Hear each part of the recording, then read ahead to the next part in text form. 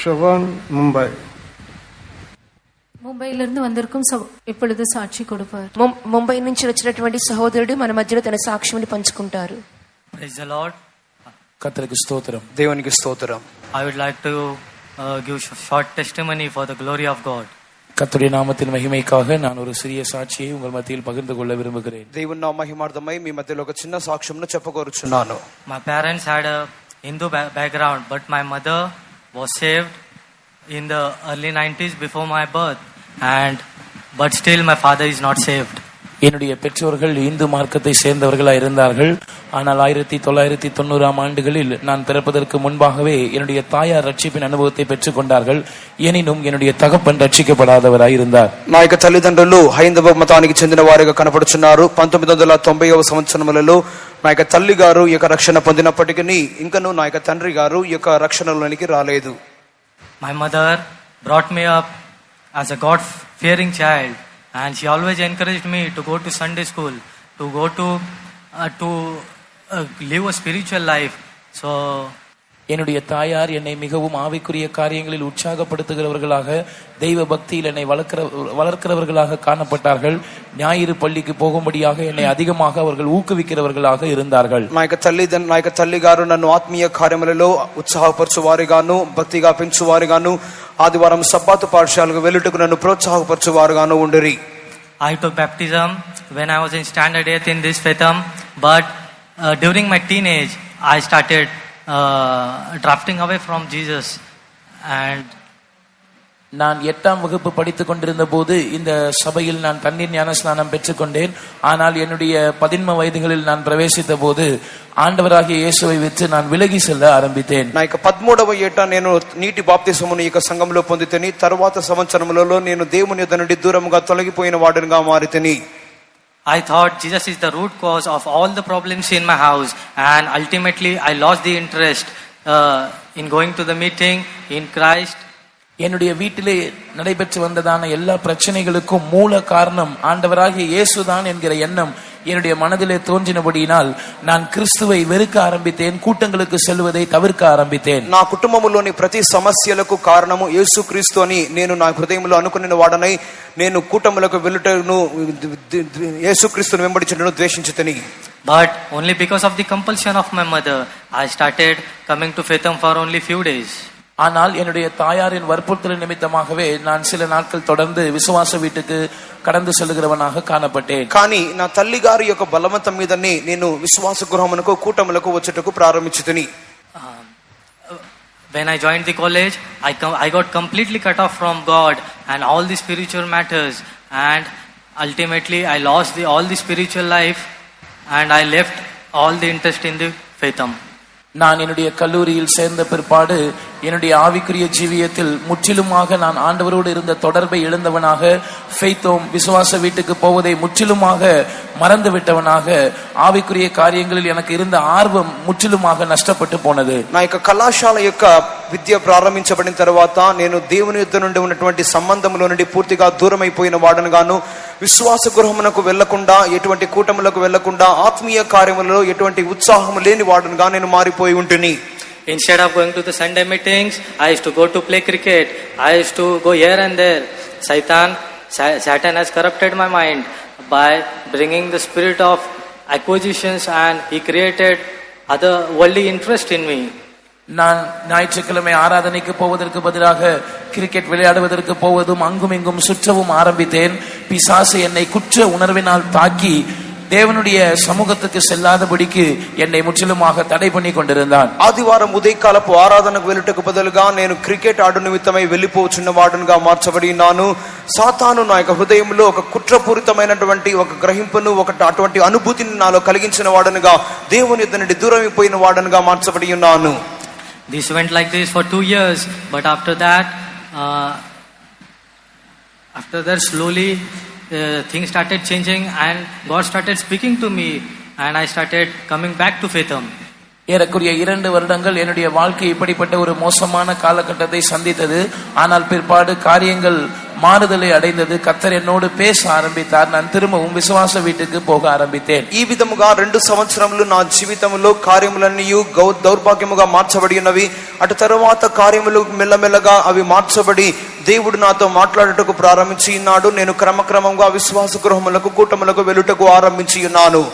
Slowly and steadily, I increased my faith life and I again joined the Sunday school which I had left earlier.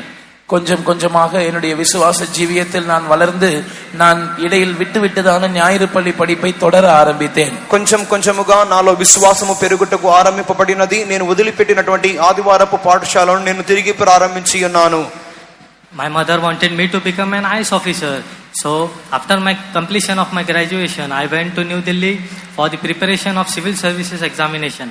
என்னுடைய தாயார் நான் இந்திய அரசு பணியில் ஒரு IAS அதிகாரியாக மாற வேண்டும் என்று விரும்பினபடினாலே என்னுடைய கல்லூரி படிப்பு முடிந்த பிற்பாடு சிவில் சர்வீஸ் பொது தேர்வு எழுதும்படியாக நான் டெல்லியிலே சென்று அதற்கு முயற்சி செய்யும்படியாக போனேன். నా యొక్క తల్లి గారు నన్ను అఖిల భారత సేవ యొక్క అధికారిగా నన్ను మార్చాలని కోరుకొని ఉన్నారు.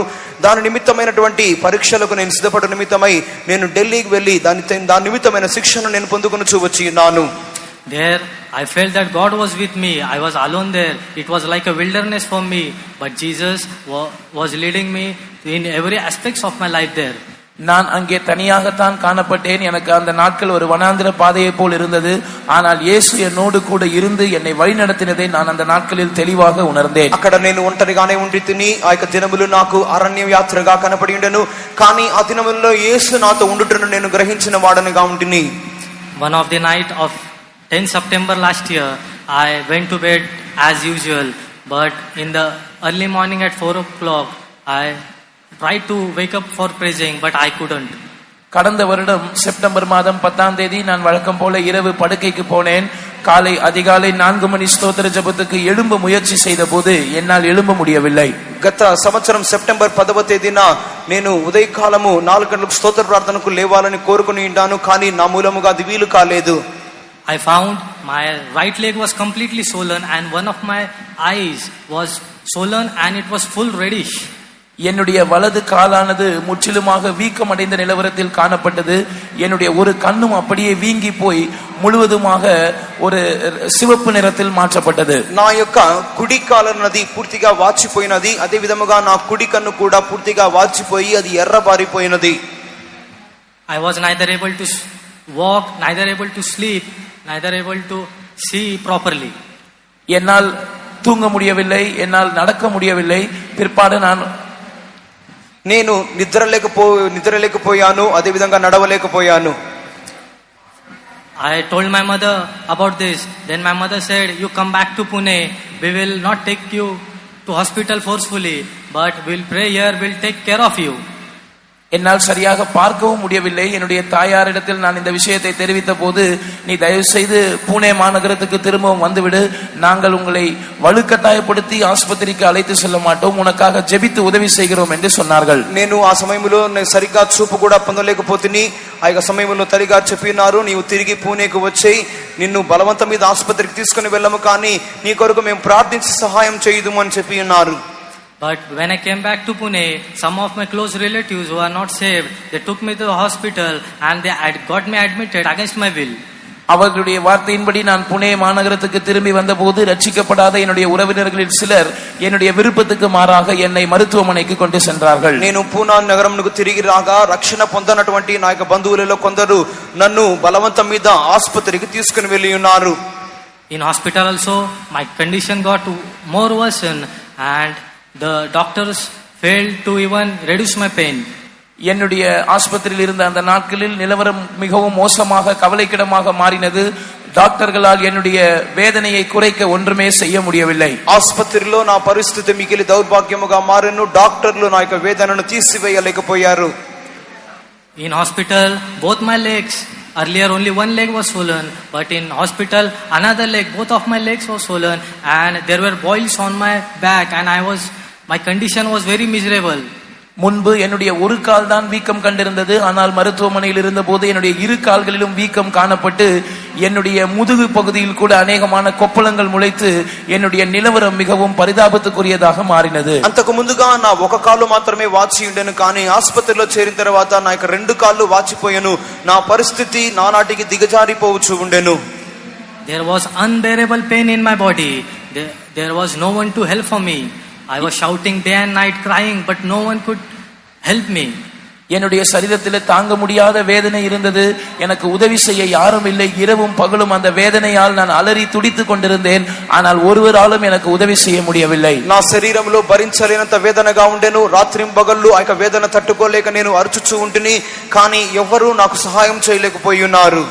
Doctor suggested that I might be suffering for blood cancer, but whatever treatment they gave me, it was not having any impact on my body, but instead all the pain, all the sufferings was increasing.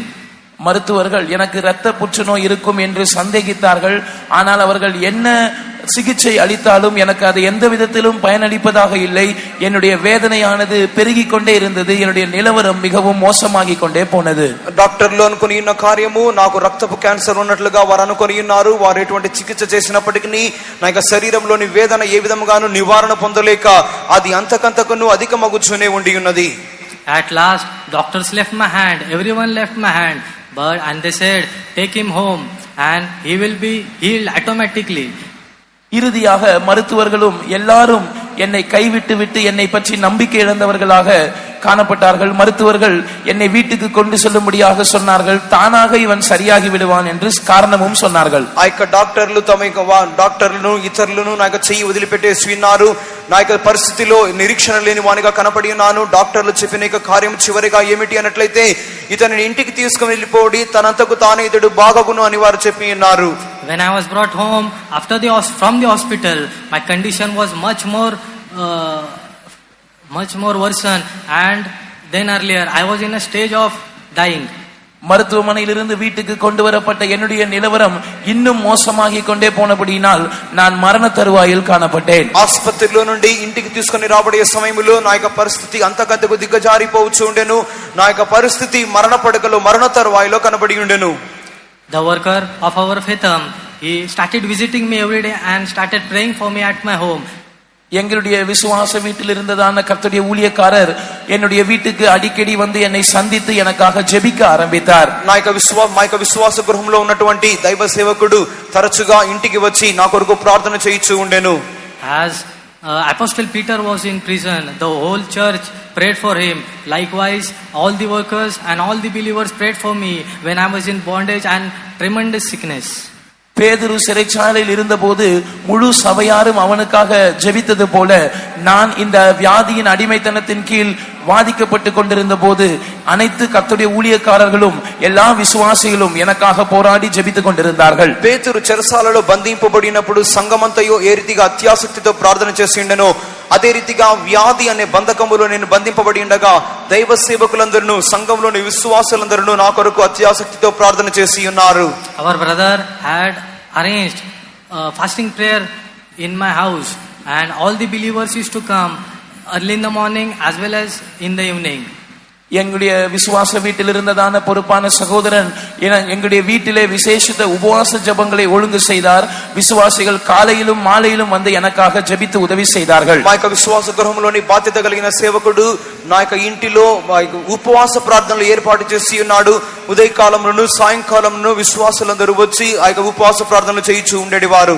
After every meeting I felt that there is something improvement in my body. My pain was increasing.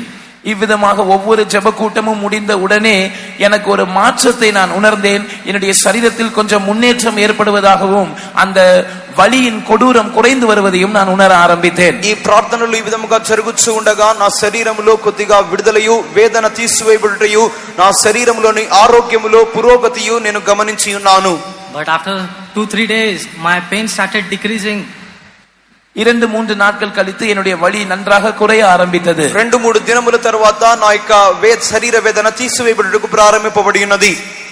One of the Saturday night, our worker brother took me to the Faitham, and he had arranged a night prayer in the Faitham for my healing. ஒரு குறிக்கப்பட்ட சனிக்கிழமை இரவு எங்களுடைய விசுவாச வீட்டில் இருந்ததான ஊழியக்கார சகோதரர் என்னை விசுவாச வீட்டுக்கு கொண்டு சென்று அந்த சனிக்கிழமை இரவு என்னுடைய சுகத்திற்காக ஒரு இரவு ஜெபத்தை ఏర్పాటు செய்தார். మా విశ్వాస గృహములోని సేవకుడు ఒక శనివారం రాత్రి కాలమందు నన్ను విశ్వాస గృహానికి తీసుకుని వెళ్ళి ఆ యొక్క శనివారం రాత్రి కాలమంతయు నా యొక్క శరీర స్వస్థత నిమిత్తమై ఒక పూర్తి రాత్రి ప్రార్థనను ఏర్పాటు చేసి ఉండెను. In Fetham, I was lying on the bed and my condition was immovable.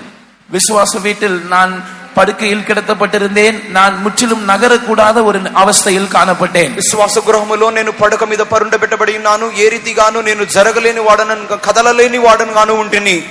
But by 3 a.m. early in the morning, our pastor asked me to stand up, and two brothers from either side helped me to stand.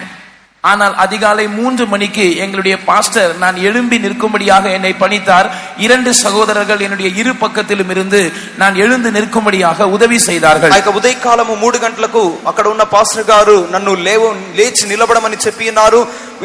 నాతో పాటు ఉన్నటువంటి 2 సహోదరులు నాకు సహాయకరముగా నా 2 చేతులు పట్టుకుని ఉన్నారు. As everyone was praying in spirit, our brother told me that a great anointing, a mighty anointing is going to come upon you and you will be completely healed right now. எல்லாரும் ஆவிக்குள்ளாகி ஜெபித்துக் கொண்டிருந்த அந்த நேரத்தில் எங்களுடைய ஊழியக்கார சகோதரர், இப்பொழுது உன்மேல் ஒரு பலத்த அபிஷேகம் இறங்கி வரப்போகிறது, நீ இப்பொழுதே சுகமாக போகிறாய் என்று சொன்னார். ఆ యొక్క సమయములో అందరూ ఆత్మలో నింపబడి ప్రార్థన చేయించు ఉండగా ఆ యొక్క పాస్టర్ గారు చెప్పిన మాట ఏమిటి అన్నట్లయితే, నీ మీదికి ఒక బలముగా ఒక అభిషేకము రాబోచున్నది, నీవు ఇప్పుడే బాగు కాబడబోచున్నావు అని చెప్పి ఉన్నారు. And suddenly after few minutes a great anointing came on me. அதே போல திடீரென்று சில நிமிடங்கள் கழித்து ஒரு பெரிய அபிஷேகம் என்னை சந்தித்தது. ఆయన చెప్పిన రీతిగానే ఉన్నట్టుండి నా మీదికి ఒక గొప్ప అభిషేకము దిగి ఉన్నది. As the power of God started working in me, I was dancing, rejoicing and giving praises to God. தேவனுடைய வல்லமை என்னில் கிரியை செய்ய ஆரம்பித்த அந்த வேளையில் தானே நான் நடனமாட ஆரம்பித்தேன், களி கூற ஆரம்பித்தேன், கர்த்தரை துதிக்க ஆரம்பித்தேன். దేవుని యొక్క ఆత్మ నాలో క్రియ చేయటకు ప్రారంభింపగానే నేను అభిషేకములో నింపబడుటకును, గంతులు వేయుటకును, నటన ఆడుటకును ప్రారంభించున్నాను. The person who came on stretcher for this meeting, I was now dancing and rejoicing and moving here and there, and all the believers got as surprised. கட்டிலில் கிடத்தப்பட்ட நிலையில் அந்த கூட்டத்திற்கு கொண்டு வரப்பட்டதான நான் இப்பொழுது துள்ளி குதிக்கிறதையும் நடனம் பண்ணி கர்த்தரை துதிக்கிறதையும் பார்க்கும்போது அங்கிருந்ததான விசுவாசிகளும் ஊழியக்காரர்களும் அவர்கள் மிகவும் வியப்படைந்து ஆச்சரியப்பட ஆரம்பித்தார்கள். పడుక మీద పరుండబెట్టబడి ఆ కూటానికి తీసుకుని రాబడిన నేను ఆ సమయంలో ఆత్మలో నింపబడొచ్చు, ఎగిరి గంతులు వేయచ్చు, నటనమాడొచ్చు, దేవుని స్తుతించు ఉండటం చూసి విశ్వాసులందరూ ఆశ్చర్యపడి ఉన్నారు. On that moment itself, all the pain had gone away. அந்த க்ஷண நேரத்தில் தானே எனக்குள் இருந்ததான எல்லா வலி வேதனைகளும் என்னை விட்டு விலகினது. ఆ క్షణములోనే నా శరీరములోని బాధ వేదనంతయు తీసివేయబడి ఉన్నది. Really, God had honored all the prayers and faith of all the believers and workers. உண்மையாகவே அனைத்து கர்த்தருடைய ஊழியக்காரர்கள் மற்றும் விசுவாசிகளுடைய விசுவாசத்தையும் ஜெபத்தையும் கர்த்தர் கனப்படுத்தினார் என்று தான் சொல்ல வேண்டும். సేవకులందరి విశ్వాసులందరి యొక్క విశ్వాసము ప్రార్థననే దేవుడు గణపరిచి ఉన్నాడు అని చెప్పగలను. After that till now I am really well and healthy by the grace of God, and there is no pain in my body after that. அதற்கு பிற்பாடு இன்றைக்கு வரைக்கும் என்னுடைய சரீரத்திலே நான் நல்ல சுகதேதியாக உடல் நல ஆரோக்கியத்துடன் காணப்படுகிறேன். அந்த வலியும் வேதனையும் என்னுடைய சரீரத்தில் அதற்கு பிற்பாடு வரவில்லை. ఈనాటి వరకు నాకు శరీరంలో ఆ యొక్క మంచి ఆరోగ్యముతోను స్వస్థతను కనబడుచున్నాను. అటు తరువాత ఆ యొక్క బాధ వేదన నా శరీరంలో కనబడలేదు. I thank God for He used me for His name's sake. அவருடைய நாமத்தின் மகிமைக்காக கர்த்தர் என்னை பயன்படுத்தினார். அதற்காக நான் கர்த்தருக்கு நன்றியா இருக்கிறேன். ఆయన నామ మహిమార్థమై దేవుడు నన్ను వాడుకొని ఉన్నాడు. నేను దేవునికి స్తోత్రం చెల్లించుచున్నాను. Brothers and sisters, as I found hope in Jesus Christ and He healed me, He can also heal you today, and He is our healer. அருமையான சகோதரர்களே, சகோதரிகளே, நான் கிறிஸ்துவில் ஒரு நம்பிக்கையை கண்டடைந்தது போல, கிறிஸ்து என்னை குணமாக்கினது போல இன்றைக்கு அவர் உங்களையும் குணமாக்குவார். அவரே நம்முடைய பரிகாரியாக இருக்கிறார். ప్రియమైన వారలారా, యేసుక్రీస్తునందు నేను ఏ విధముగా నిరీక్షణను కనుగొని ఉన్నానో, ఏ రీతిగా యేసుక్రీస్తును స్వస్థపరిచి ఉన్నాడో, ఆ రీతిగా మిమ్మును కూడా యేసుక్రీస్తు స్వస్థపరచగల వారై ఉన్నారు. ఆయనే మన యొక్క స్వస్థపరచు వైద్యుడై ఉన్నారు. With this I conclude my short testimony. Hallelujah. Praise இதோடு கூட என்னுடைய சுருக்கமான சாட்சியை நான் நிறைவு செய்கிறேன். அல்லேலூயா. దీనితో నా క్లుప్త సాక్ష్యం ముగించుచున్నాను. హల్లెలూయా. For the wonderful healing the Lord has given to this brother, all praise God. கர்த்தர் இந்த சகோதரனுக்கு தந்ததான அற்புதமான சுகத்துக்காக நாம் எல்லாரும் கர்த்தரை ஸ்தோத்திரம் பண்ணுவோம். ప్రభు ఈ సహోదరుని జీవితంలో అనుగ్రహించినటువంటి అద్భుతమైన స్వస్థత కొరకై దేవుని స్తోత్రించుదాము. Praise, praise, praise.